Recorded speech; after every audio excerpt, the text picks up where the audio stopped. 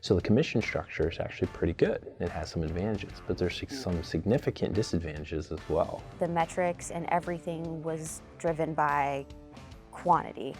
Where's your dials? Where's your submittals? Where's your leads? In actuality, it should be, what's your submittal to hire ratio? What's your submittal to interview ratio? This is one of the only type of industries where you can do almost everything right and still not have success at the end of the day, because we're dealing with people and people are unpredictable. What's your retention rate? Those are the things to me that matter more about knowing if you're a good recruiter or not.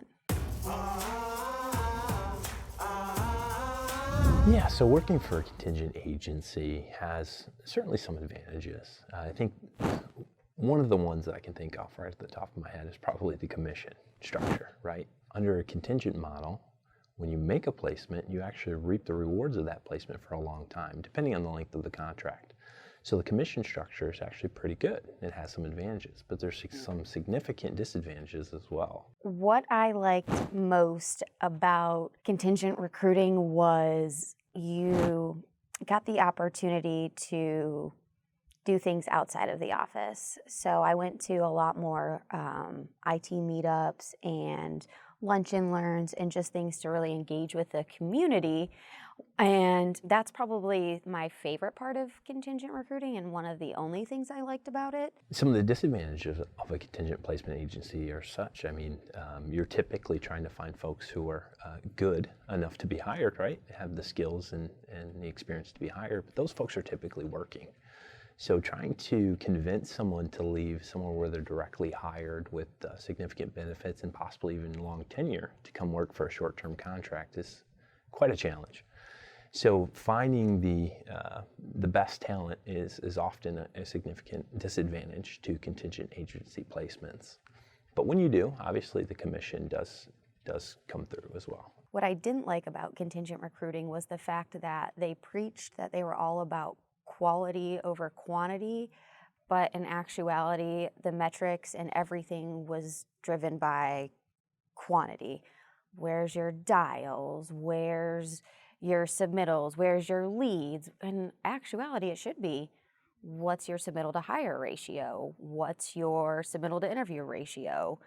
What's your retention rate? Those are the things to me that matter more about knowing if you're a good recruiter or not. I think another disadvantage to contingent placement is the speed to market. You have a lot of competition. Everyone's vying to fill that role. So sometimes you make sacrifices in qualifications. If someone's close or on the bubble, maybe you push them through because in the back of your mind, you're often thinking about right to referral as well, which is a terminology where the first one to submit a name gets rights of that candidate for that placement. So oftentimes you ended up sending quite a few people that maybe otherwise you wouldn't have if you were given more time or there was more commitment from a client. But you're really just trying to earn that commission and trying to make that placement. Ultimately, I think you want to do a good job. I think everyone does as a recruiter, but sometimes, there's that internal war as far as beating the competition versus finding the right fit. So I think all in all, the one who suffers is the client. You're oftentimes in competition with unknown agencies. That fee structure might be different than yours. And so if a candidate is actually submitted over under your structure that happens to be a few percentage points higher than the candidate from, say, another agency, from a client perspective, the advantages, which I just mentioned, is you work for free, you kind of get to see the talent pool, but ultimately, business sense is they're going to make a decision based on bottom line. And if your candidate with good qualifications is up against another candidate from another agency with good qualifications, it's going to come down to dollars and cents. And sometimes you may lose just based on your fee structure. And so with that, oftentimes we end up working for free, which is never fun.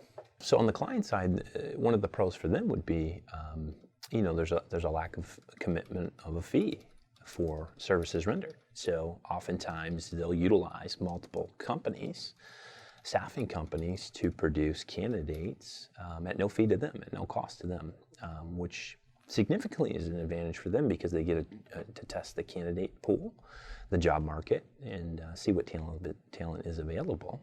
The one benefit I think that contingent or agency recruiting has over the hourly model is that sometimes they can get a stellar deal by only paying 20%.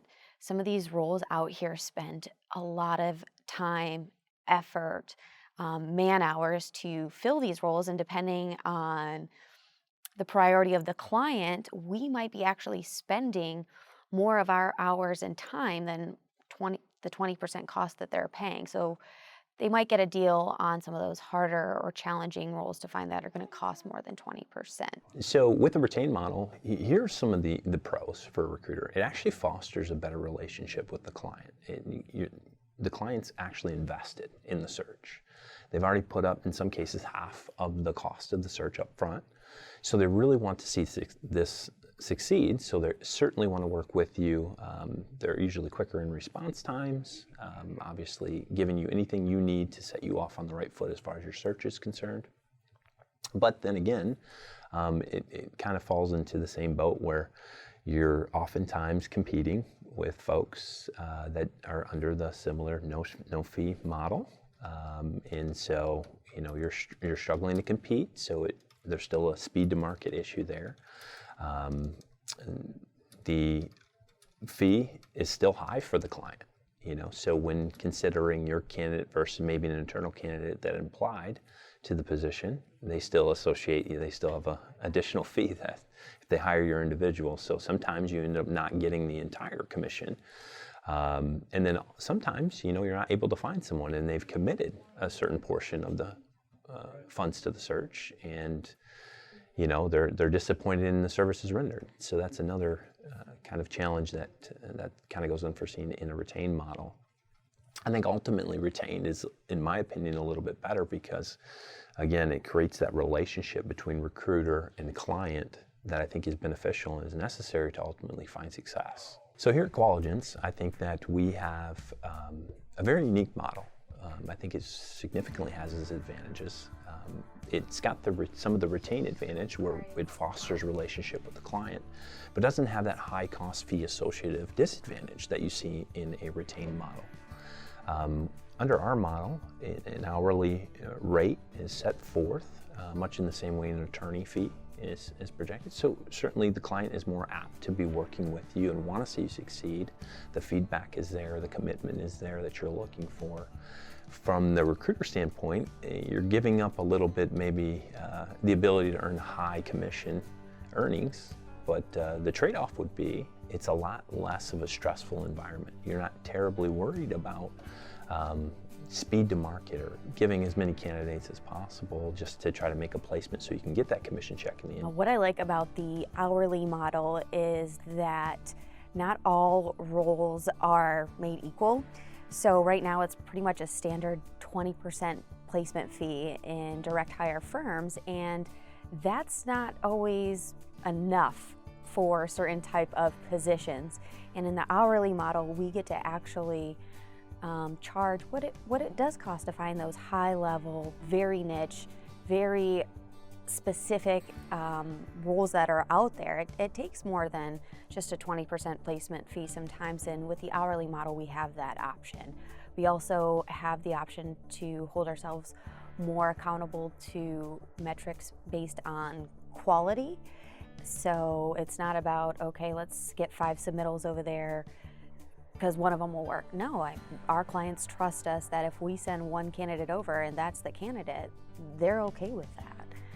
So that would be what I like about the hourly model. What I don't like is the fact that you can't go outside of the office and do other events. Everything has to be, you always have to be billable to the client. So that takes away from being able to build upon yourself. So if you want to do any coaching, mentoring, or just skills building, you're gonna have to do that outside of your typical 40 hours because in the hourly model, we have to be billable for all 40 of those. We can't pass those costs on to our clients. And you can really focus on quality and really build your craft and use your expertise to find the right candidates. So I think it gives the recruiter time to find the right person for the role, and it gives the client the low risk, high reward, and also fosters that relationship that I think is ultimately necessary for making that placement down the road. So the only disadvantages I can think is that, yeah, you might be leaving some commission on the table,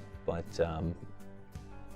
I guess it all depends on what's most important to you: doing a good job, satisfying clients' needs. And then the main benefit, I think, of having an hourly firm is A, the quality aspect, and then B, we also are setting reasonable timelines and expectations, and the communication is there on both sides. And what I mean by that is, in the past at agencies, account manager will go out, they'll get a new position or a job rec from their client. Let's say we need a Java developer. And that account manager is trained just to ask, well, when's the next time you have availability on your calendar? Set that up, we're gonna have an interview. We'll have a candidate to you. Well, that process, A, means that you're not gonna get a great candidate because it takes a lot longer to find a good Java developer. It just doesn't take 3 days to flip that over. And so with the agency, with the hourly model, we have the option, or we just are straightforward with them, keeping realistic expectations, saying this is a tough skill set in this market, and how the process and communication goes, it's probably gonna be 3 weeks before you see that quality candidate, but that in those 3 weeks' time, we're doing our due diligence to make sure they're meeting bare minimum 80% of what you're looking for, at least for that first candidate. So ultimately, we have a base commission that I think compensates for kind of the lack of commission that we're not receiving for those placements. But it really frees you from a lot of the stresses that are involved in recruiting. This is one of the only type of industries where you can do almost everything right and still not have success at the end of the day, because we're dealing with people and people are unpredictable. So I think it alleviates a lot of that. So from a recruiter standpoint, I'm losing a lot less hair under this model as opposed to everything else. And I seem to enjoy this model quite a bit. I think it's potentially going to be the future of our industry.